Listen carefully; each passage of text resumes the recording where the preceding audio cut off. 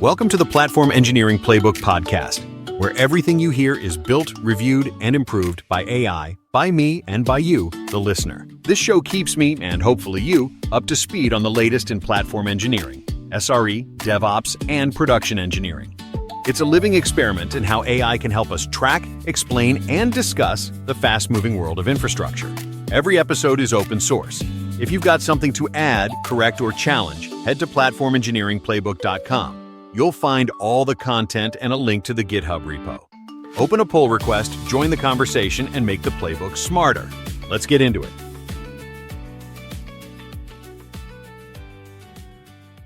Today, we're diving deep into the cloud provider landscape, and we're going way beyond the usual AWS versus Azure versus GCP debate. We're talking about why companies like Cloudflare are becoming cloud providers, why Hetzner is suddenly cool again, and what the rise of specialized platforms means for your architecture decisions. We'll also talk about why multi-cloud means something completely different in 2025 than it did 5 years ago. Spoiler alert, it's not about avoiding vendor lock-in anymore. Plus, we'll cover what skills matter now and what's becoming table stakes versus what's losing relevance. So let's start with the big picture. AWS still dominates at 32% market share, but that number is misleading. If you look at new application deployments, the picture is much more fragmented. Exactly. How many new apps are actually deploying directly to EC2 or vanilla Kubernetes these days? Everyone's using some kind of platform abstraction. Whether that's Vercel for front-end, Fly.io for full stack, or Railway for startups. Right. The actual compute might be running on AWS, but developers aren't interfacing with AWS directly anymore.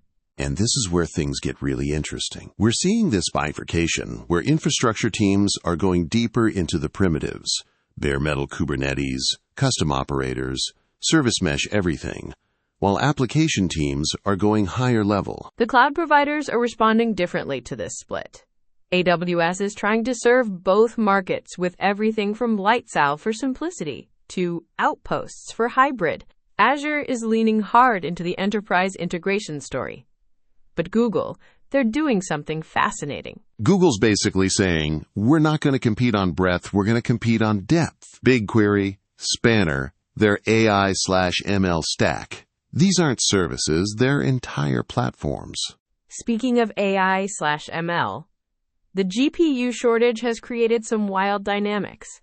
Lambda Labs went from a tiny player to a major force just because they had GPU availability when everyone else was sold out. CoreWeave raised over $2 billion basically on the promise of GPU access. Companies are now choosing cloud providers based on GPU quotas, not features or pricing. It's like the early days of cloud when people picked providers based on who could give them the most EC2 instances. But here's what's different this time. The workloads are fundamentally different. Training a large language model is not like running a web app. The economics, the architecture, the operational requirements, everything's different. And that's creating opportunities for specialized providers. Look at edge computing. Cloudflare workers, Dino deploy, fastly compute at edge. These platforms are saying, forget regions and availability zones. We'll run your code in 200+ locations globally. The latency characteristics are incredible. Sub 50 millisecond response times globally without any special configuration. Try doing that with traditional cloud architecture. You basically can't, not without spending a fortune on global load balancers, regional deployments, and complex routing rules. But on workers, it's just the default. Though, let's be honest about the trade-offs. You're giving up a lot of control. No persistent storage at the edge, limited compute time, specific runtime constraints. True, but that's the interesting philosophical shift. The state of the art isn't about having every possible feature anymore. It's about having exactly the right features for specific workloads. Which brings us back to the multi-cloud story. Companies aren't going multi-cloud for portability anymore. They're going multi-cloud because different providers are genuinely better at different things. Exactly. Run your data warehouse on BigQuery, your AI workloads on Azure or dedicated GPU clouds, your edge compute on Cloudflare, And maybe your boring business logic on AWS because your team knows it well. And tie it all together with what? That's the hard part. That's where the platform engineering discipline comes in. You're not just picking technologies anymore. You're designing an architecture that can span these different environments coherently. Let's dig into specific technical comparisons, because the differences between providers are more pronounced than ever. Take networking, for example. AWS networking is still fundamentally data center-centric. VPCs, subnets, route tables, it's all mapped to traditional networking concepts. Which makes sense given their history, but it also means you inherit all the complexity of traditional networking. I spent 3 days last month debugging a routing issue between VPCs in different regions. Turned out to be an asymmetric routing problem with VPC peering and transit gateways. The kind of problem that just doesn't exist in Google's model. Because Google said, forget traditional networking, let's build something cloud native from scratch. Their global VPC concept is brilliant. No regions in your network topology. Resources can talk to each other globally with automatic routing. And their Andromeda SDN is doing some crazy optimization under the hood. The performance numbers back it up too. I've seen benchmarks showing 5 to 10x better throughput for cross-region communication on GCP versus AWS. Though AWS's new global accelerator and transit gateway features are closing the gap, they're essentially building a Google-like network on top of their existing infrastructure, which is a pattern we see everywhere with AWS. They can't break backwards compatibility, so they build new services alongside old ones. How many ways can you do load balancing on AWS now? Classic load balancer, application load balancer, network load balancer, gateway load balancer, and that's not counting Route 53 weighted routing or global accelerator. Meanwhile, Google has cloud load balancing, one service that handles all the use cases. To be fair, that simplicity comes with trade-offs. AWS's proliferation of services means you can optimize for very specific use cases. True. Let's talk databases, because this is where things get really interesting. AWS has what, 15 different database services? RDS with 5 different engines, Aurora with MySQL and Postgres compatibility, DynamoDB, DocumentDB, Neptune, TimeStream, Keyspaces. Each one is optimized for specific workloads, which is great if you know exactly what you need. But most teams don't. They start with RDS MySQL and then realize they need better scaling, so they migrate to Aurora, but then they need global tables, so they look at DynamoDB. Whereas Google's approach is more opinionated. Spanner for relational, Bigtable for wide column, Firestore for document. Pick one of 3. But those 3 are incredibly sophisticated. Spanner especially. It's not just a database. It's a globally distributed, strongly consistent, SQL-compatible system that shouldn't exist according to the CAP theorem. They basically said, CAP theorem says you can't have all 3? Hold my beer. And then spent a decade engineering around it with atomic clocks and GPS receivers. The operational characteristics are mind-blowing. 5 nines of availability, automatic sharding and rebalancing, 0 downtime schema changes. Though let's talk about the elephant in the room. Cost. Spanner is expensive. Like, really expensive. It is, but you have to factor in the total cost. How much engineering time do you spend on database operations with traditional systems? Dealing with failovers, managing replicas, planning capacity. Fair point. Azure's Cosmos DB sits somewhere in the middle. Not as elegant as Spanner, but more flexible than DynamoDB.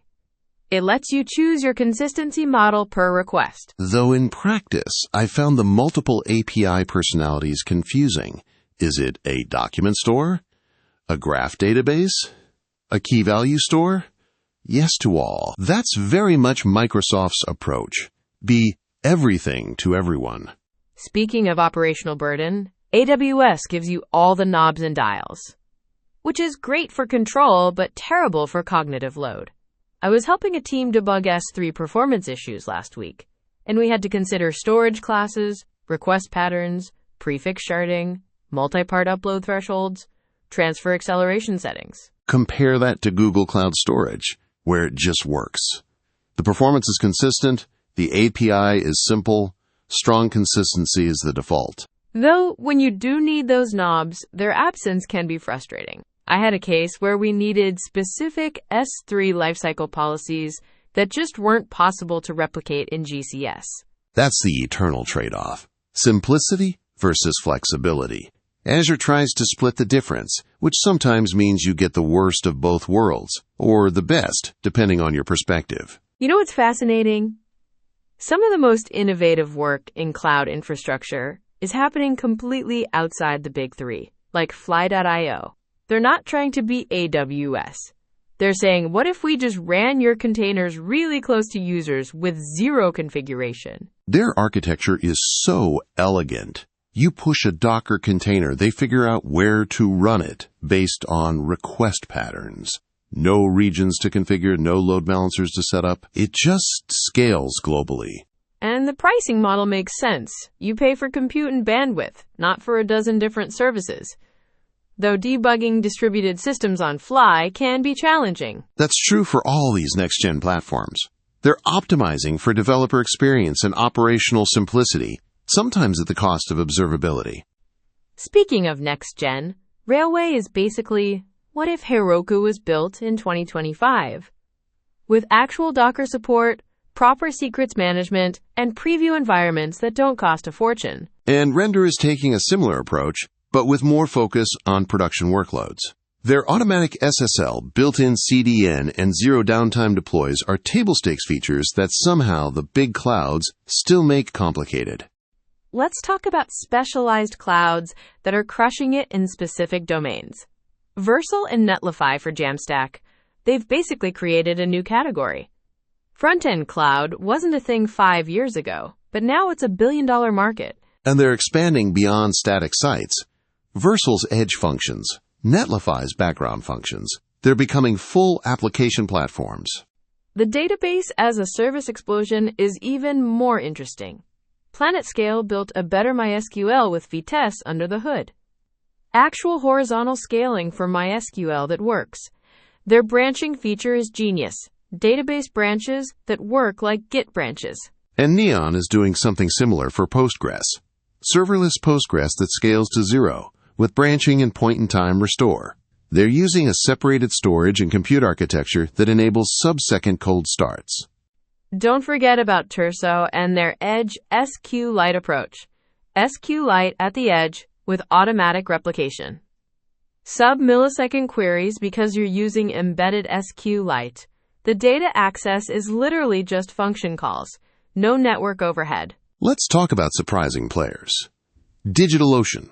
Remember when everyone wrote them off as the cheap VPS provider? Their app platform and managed databases are actually solid now, and their pricing is still refreshingly simple. No data transfer charges between services, no hidden fees. Linode too, though they're Akamai now, after that $900 million acquisition. Still great for straightforward Linux VPS needs without the AWS complexity tax. And in Europe, Hetzner is having a moment. Incredible price performance for bare metal and VPS.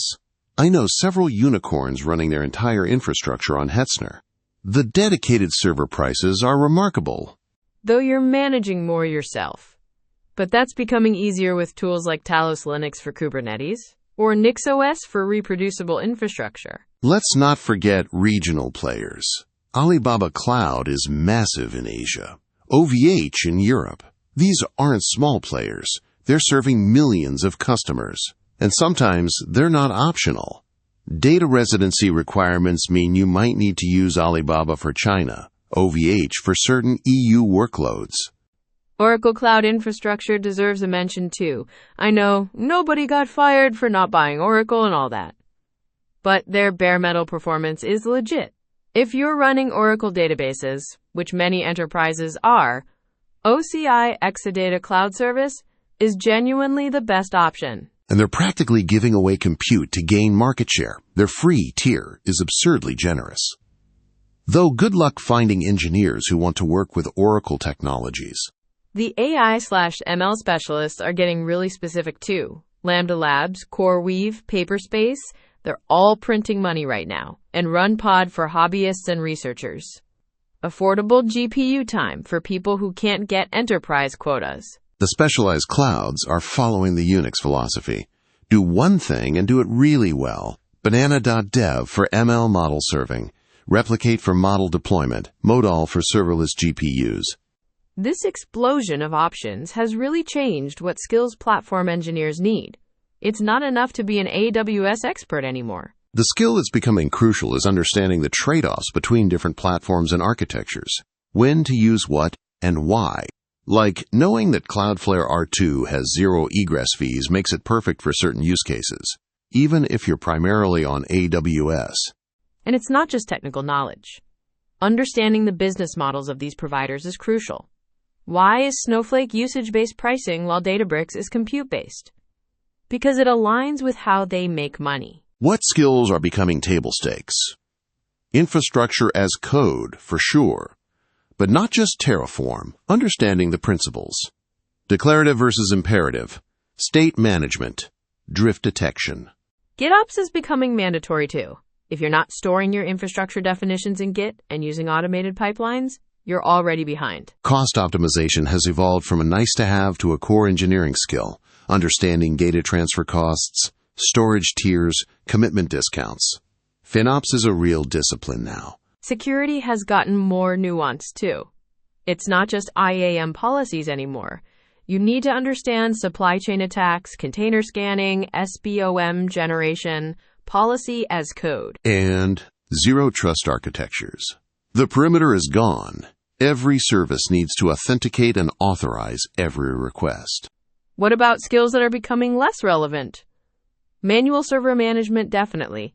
If you're still SSHing into servers to debug issues, you're doing it wrong. Everything should be observable through metrics and logs. Here's a controversial one. I think deep Kubernetes knowledge is becoming less important for most teams. Spicy take. Elaborate. Well, managed Kubernetes services abstract away most of the complexity. And platforms like Cloud Run, Fargate, and Azure Container Instances give you containers without Kubernetes at all. I partially agree. You don't need to know how to set up Kubernetes from scratch anymore. But understanding the abstractions, pods, services, deployments, that's still crucial. Fair. What about emerging skills? WebAssembly for sure. It's not just for browsers anymore. WASM is becoming a universal runtime for edge computing, plugins, and even databases. eBPF for observability and security. Being able to safely run sandbox programs in the kernel to trace system calls and network packets without modifying applications. That's powerful. Platform engineering is a discipline. It's not just ops anymore. You're building internal developer platforms, thinking about developer experience, API design, and AI/ML operations. Even if you're not training models, you need to understand how to deploy them, monitor them, manage their lifecycle. The context window for platform engineers keeps expanding. You need to understand everything from bare metal to serverless, from network protocols to developer experience. Which is why specialization is becoming more important. You can't be an expert in everything anymore. Pick your areas and go deep. Let's share some hard-won wisdom. The importance of boring technology. I used to chase the latest and greatest, but now I actively prefer proven, stable, boring solutions. Can you give an example? Sure. Last year, a team wanted to use Scylla DB for a new project because it promised better performance than Cassandra. I pushed them to use Postgres instead. Guess which team is sleeping better at night? Postgres can handle an enormous amount of scale before you need anything exotic, and the operational knowledge is everywhere. Another one. Data gravity is real. Once you have terabytes of data in a cloud provider, the cost and complexity of moving it becomes a major decision factor. That's why egress fees are such a powerful lock-in mechanism. Though providers like Cloudflare R2 with zero egress fees are starting to challenge that. We're seeing companies use R2 as a multi-cloud data bridge. Smart. Here's one of mine. Always designed for day 2 operations. It's easy to get something working. It's hard to keep it working reliably for years. What does that mean practically? Think about how you'll upgrade, monitor, debug, and restore the system. If you can't explain the runbook for a 3 a.m. outage, the design isn't complete. Related to that, complexity compounds. Every service you add, Every integration you build, it all multiplies the failure modes. Which is why I'm increasingly skeptical of microservices for most teams. Controversial but true. A well-designed monolith on a boring platform beats a poorly operated microservices architecture every time. The operational overhead isn't worth it unless you have dedicated platform teams. What about vendor lock-in? That's the eternal question. I've completely changed my perspective on this. Lock-in isn't the problem. Lack of value is. If a proprietary service provides 10x the value of an open solution, take the lock-in. Right. DynamoDB might lock you to AWS, but if it means you never have to think about database operations, that might be worth it. The key is being intentional about it. Document your lock-in decisions. Understand the exit costs. But don't let fear of lock-in force you into inferior solutions. Another practical tip: invest in observability early. Not just metrics and logs, but traces, profiling, real user monitoring, and standardize on open telemetry. It's becoming the universal standard. Cost monitoring, too. Set up budget alerts. Use cost allocation tags. Review spend weekly. Cloud costs can spiral out of control fast, especially with managed services. That convenient managed NAT gateway? It might be costing you thousands per month in data processing charges. Here's a big one. Understand your workload patterns before choosing architecture. Are you CPU bound? Memory bound? I/O bound? The answer completely changes your optimal stack. And those patterns change over time. What starts as a CPU-intensive batch job might become memory-bound as data grows. Designed for evolution. As we wrap up, the cloud landscape has evolved from lift and shift your data center to this incredibly rich ecosystem of specialized services. And we're still in the early days. The engineers who thrive in this environment aren't the ones who memorize service limits or API calls. They're the ones who understand the fundamental trade-offs and can navigate this complexity. Master the concepts: distributed systems, networking, security, economics, and the specific technologies become implementation details. If there's one takeaway, it's that there's no universal best architecture anymore. The best solution depends on your team, your workload, your constraints, and your goals. And that's actually liberating. You don't have to build the same 3-tier architecture everyone else is building. You can choose the right tool for each part of your system. Even if that means using Hetzner bare metal for compute, Cloudflare R2 for storage, PlanetScale for your database, and Vercel for your front end. Though remember to factor in operational complexity. Sometimes a simpler architecture on a single provider beats a perfectly optimized multi-cloud setup. The fundamentals of good engineering remain constant, even as the landscape evolves. And that's what matters most, making thoughtful decisions for your specific context. That's it for this episode of the Platform Engineering Playbook podcast. Every topic, transcript, and summary you just heard lives out in the open at platform-engineering-playbook.com, where anyone can suggest updates or add insights through GitHub. If you've got thoughts, fixes, or new ideas, open a PR. And if you enjoyed the episode, rate us on your favorite podcast platform. We're always shooting for 5 stars. While you're there, give the project a star on GitHub. It helps others find and contribute to the Platform Engineering Playbook. This podcast is generated by AI, reviewed by AI, me and you, a community of engineers keeping our craft sharp. Thanks for listening, and see you next time inside the Platform Engineering Playbook.